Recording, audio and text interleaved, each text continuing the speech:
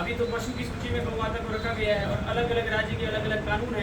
एक राज्य में तो आपने बंद कर दिया कि हम गाय नहीं कटने देंगे, लेकिन दूसरे राज्य में वो कानून नहीं है। जैसे एक कमरे में आप गाय नहीं काटेंगे, साहब इस कमरे में नहीं काटते, बगल वाले कमरे में ले जाके काट लो। तो गाय माता के लिए पूरे देश में एक कानून होना चाहिए और वो ये कानून है कि गाय जो है अवध्या है, गाय का वध नहीं किया जा सकता है। चाहे शिवाजी महाराज हो, चाहे इस देश का स्वतंत्रता संग्राम हुआ मंगल पांडे जी के समय, चाहे जो भी आंदोलन बड़े आप देख लें, सब में गौ माता के लिए ही समर्पण की बात दिखाई गई है। गाय से बढ़कर के इस देश में कुछ भी नहीं है, इसलिए गौ का संरक्षण आवश्यक है। व्यापारियों के लिए क्या कहेंगे जो दूध उत्पादन के लिए तो पालते हैं, लेकिन उसके बाद जब उनका उपयोग बंद हो जाता है तो उन्हें खुला ही छोड़ देते हैं या बूचड़खानों में दे देते हैं, क्या उनके ऊपर भी कुछ होगा? ऐसा है कि सनातन संस्कृति को जो मानने वाले लोग हैं वो इस तरह के स्वार्थी विचार नहीं रखते हैं। जब तक हमारा स्वार्थ पूरा हुआ तब तक तो हमने पाला, उसके बाद हमने छोड़ दिया। हम किसी के साथ भी ऐसा व्यवहार नहीं करना चाहिए, गौ माता के साथ तो करने का सवाल ही नहीं है। जो भी गौ माता की सेवा करे उसका संरक्षण करना उसका दायित्व है। बूचड़ खाने में यदि कोई दे रहा है तो निश्चित रूप से उसको नहीं देना चाहिए, उसका संरक्षण करना चाहिए, गौ माता की सेवा करनी चाहिए।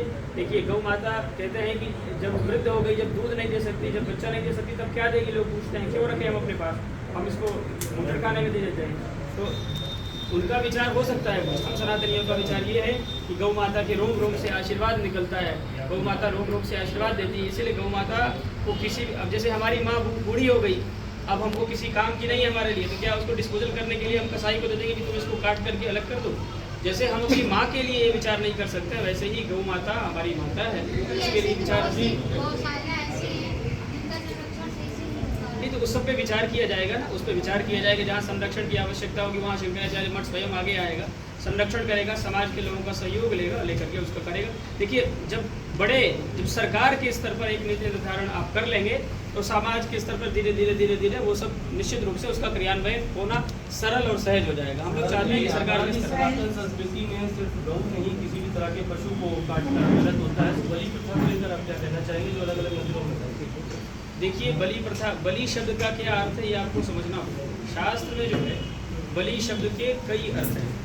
बलि शब्द का एक अर्थ जब हम सूंघ लेते हैं उसको भी बलि कहा जाता है शब्द शास्त्र की भाषा में। जहाँ तक पशु हिंसा या जीव हिंसा की बात है तो हम सनातन धर्म में इस तरह की किसी हिंसा पर विश्वास नहीं करते हैं। कई सिद्धों में तो बलि प्रथा है, जैसे कामाख्या देवी और अन्य कई ऐसे मंदिर हैं। देखिए जहाँ की जो परंपरा है उस परंपरा के विषय में वहाँ के क्या नियम है उस विषय में बहुत कुछ कहना ठीक नहीं होगा, लेकिन हम ये जरूर कहते हैं कि हम लोग किसी तरह की हिंसा में विश्वास नहीं करते हैं। ये पदयात्रा नहीं है, भारत यात्रा है।